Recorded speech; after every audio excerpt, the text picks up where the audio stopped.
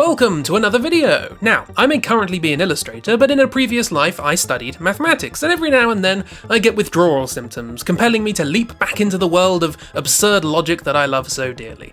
The most recent relapse, however, dragged me into the pseudo-mathematical world of Googology. Yeah, apparently that's a thing. It's the study? I don't think that's accurate. The prating around with of large numbers. There are apparently communities of people dedicated to half-assedly defining massive numbers, seemingly for the purpose of just giving them stupid names, like Bugle Throng or Caboodle. It was while I was reading a list of these absurd numbers that I caught myself thinking, that one sounds like a sci-fi villain, that one sounds like an eldritch abomination, that one sounds like— oh, hold on a minute. I design characters. They can be these things. And so I welcome you to the new eldritch sci-fi fantasy saga, Googles of the Googalaxy. Let's get cracking. We begin with our protagonist, the grizzled space rogue, leading our ragtag team of misfits through the stars, the relatable, down-on-their-luck, School of Hard Knocks veteran, Fish Number 7. Fish Number 7 is in fact one of the well-defined, an entity which is native to the universe rather than spilling over from one of the many parallel universes, such as the conjectured, the hypothesized, and the piss-arounded with. Thus, they have the powers of cause and effect. They can alter the trajectory of fate in this universe. It's a shame that all they want to do is return to being a fish in a lake. They didn't choose to be a cyborg guppy, they were just happy blubbing along until one day some mysterious entity wrenched them from their serene oblivion and thrust them into the grim world of augmented sentience, in a sequence in no way reminiscent of the first Matrix film. Consequently, Fish Number 7 is quite bitter about their sentience, but their uniqueness as one of the well-defined has given them expectations beyond their desires. Who knows, maybe one day they'll find their long-lost sibling, Fish Number 4, still rumoured to be wandering the universe in search of purpose. Or was it porpoise? I forget. Now, no grizzled sci-fi protagonist is complete without their light-hearted sidekick, and so Tree 3 lumbers into view.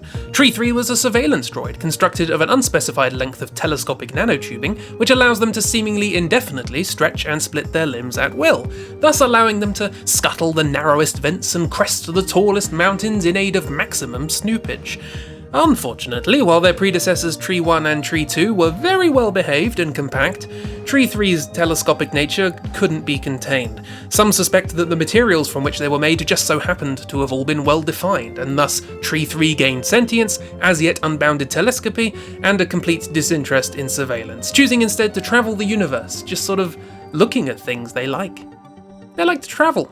One of the things they took a liking to was Fish Number 7. Having found them sulking at the edge of a babbling liquid nitrogen brook, Tree 3 declared themselves friends.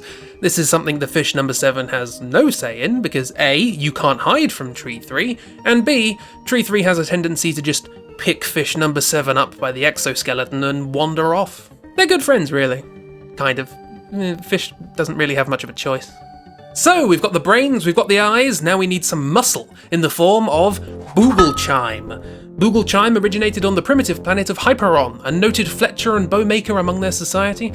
However, when the Emperor forces waged destruction across the Googalaxy— gosh, this video's making me say some utter crap, isn't it? Bugle Chime and what remained of their people were forced to adapt in this technological struggle. Bugle Chime's signature laser crossbow allows them to launch 10 times as many laser-tipped bolts as conventional medieval laser weaponry. Look, just as an aside, a lot of this story I've made up is making fun of the definitions in Googology. Particularly here, the word chime apparently means if you see an 100 in a formula, multiply it by 10 to make it bigger, and boogles are based on arrow notation, so it's like 10 more arrows. You don't need to know any of this, but I just feel like the effort I've put in here needs to be at least somewhat justified, because otherwise this is all just gibberish, isn't it? I mean, it's going to be gibberish anyway, isn't it? Sorry, back to the lore. Seeking vengeance on the Emperor forces, Bugle Chime has teamed up with Fish and Tree in the knowledge that only the well-defined can change the course of this rampage. Also, don't knock their helmet, please. It gives them a headache. Their ears are constantly ringing. Now, if there's one thing I've learned from the ever-successful and narratively satisfying Star Wars franchise, it's that people love comic relief characters, and our story is no exception. So say hello to Auger. From the planet Magician, this lively friend is peppered throughout the stories, blasting their signature catchphrase. pretty much every other sentence. Of course, having 3 mouths, they do have some variety in sound. Sometimes it's... or perhaps... or even... Kids and grown-ups will love Auger just as much as I love making them. I hope they do. I don't want to be the only one who gets permanent hearing loss from this bloody thing. As with all comedy side characters, no explanation is given for their decision to follow the group, and they have no major impact on the story. Except in the 3rd installment, when they suddenly become a king, or an ambassador, or a chair of a quanga or something. I don't know why, it just happens. If there's one thing cinema-going audiences love more than comic relief characters, it's, meaningful, deep characters... satisfying story development, unique but relatable narrative, but screw that. Who wants 20 minutes of CGI explosions? Say hello to Little Big Eddon, a character whose mass at any given time is 95% explosive and 5% detonator. They are in fact a mysterious character with an oblique backstory, detailed in the novelizations pre-order now for $50.99 per volume, whose complex and conflicting inner turmoil manifests in the narrative as... just a fish ton of explosions. We're talking exploding planets, exploding space cruisers, exploding moons, exploding lakes, because, you know, fish number 7 needs some kind of motivating force, exploding suns, exploding everything. Little Big Eddon may not be one of the well-defined, and thus may not be able to change the course of causality in this universe, but they're gonna do their damnedest to make sure there's not much of it left to change. Also, they have a pet squirrel. She's called Bigfoot. Okay, enough good guys, it's time for some good old-fashioned villains, and we'll start right at the top with the head honcho, the Imperatrix. Having believed themselves to be well-defined, high-born in the grand universal lineage of beef, it's a thing, look it up, the Imperatrix discovered that the latter part of their lineage sits on, shall we say, rockily defined ground? Faced with the prospect of causal impotence, the Imperatrix instead chose chaos. They will prove to the universe that they command causality, well-defined or otherwise. This doomed vendetta against the fabric of reality has plunged them into dark quantum arts, grafting their atomic structure with well-defined material until little remains of their original form, tearing holes in the fabric of reality, leaking uncertainty from other dimensions, attempting to flood causality from its equilibrium. The great tragedy is that the Imperatrix may always have been well-defined. Perhaps we'll never know. Well, maybe we'll get a hint in the 3rd act of the 2nd film? You know, gotta give the nerds something to conspire about. You know what they say about villains, there are always 2. Sometimes, apparently. Sometimes though you are lacking peers and need to refresh the talent pool by hiring from the ground up. So here's Imperatrix's villainous intern, Little Graham. Previously an accountant, Graham spent his evenings studying villainy at night school and passed the theory exams with flying colours. In order to get his practical award, he sought position under the Imperatrix, and is just learning so much. Okay, he might not look too intimidating, but the Imperatrix has taken a shine to him. Yes, he has yet to do the module on villainous visuals, but boy howdy, when he gets there, he's gonna give it his all. You should see him when Imperatrix is monologuing. Eyes on the game, furious note-taking, some real efficiency there. This boy's going places. He also bakes gluten-free muffins every Monday for everyone in the Death Matrix. And he keeps his desk tidy, so can't complain really. Nice guy. What good are villains without henchfolk to do their bidding? Thus doing the heavy lifting we have Tethrathof, the turreted, dustaculated Tethrathof, and Lack. This dynamic duo of omni-artillery, quantum-armoured, mega-ballistic sentient Nova tank and frog in a spacesuit serve as the Imperatrix's outstretched right hand, facing our team of heroes in lethal and surprisingly acrobatic combat.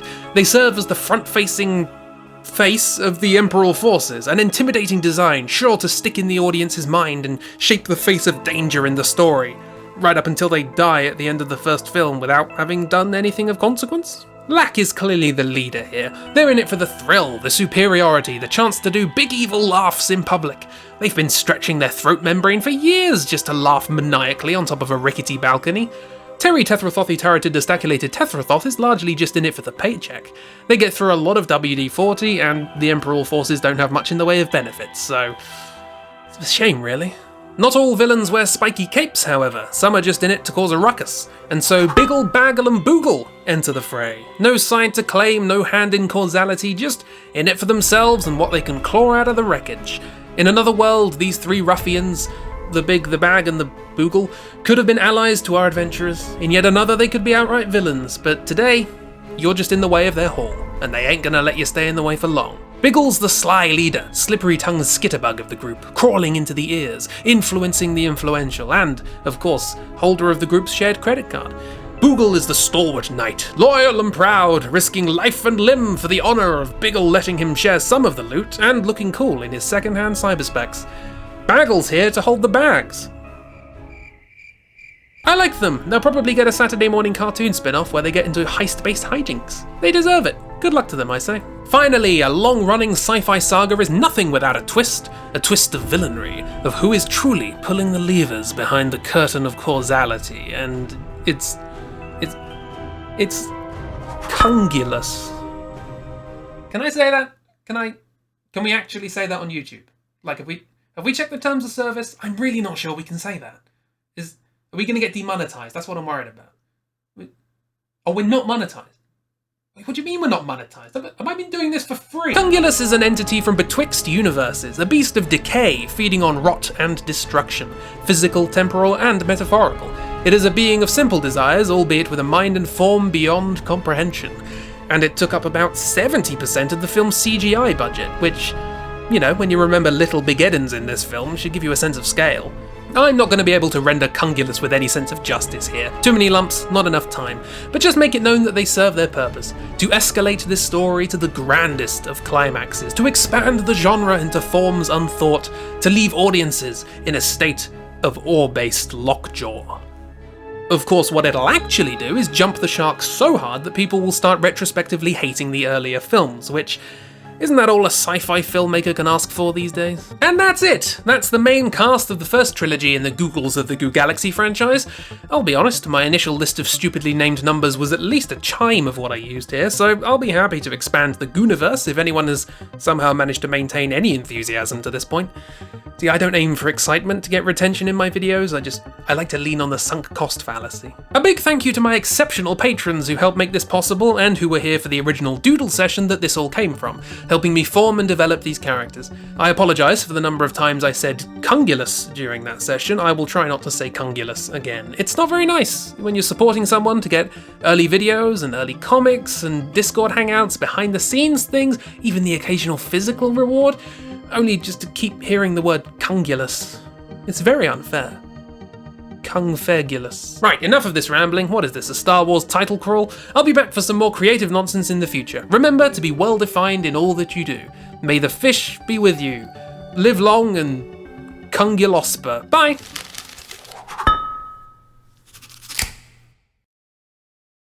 Also, they have a pet squirrel.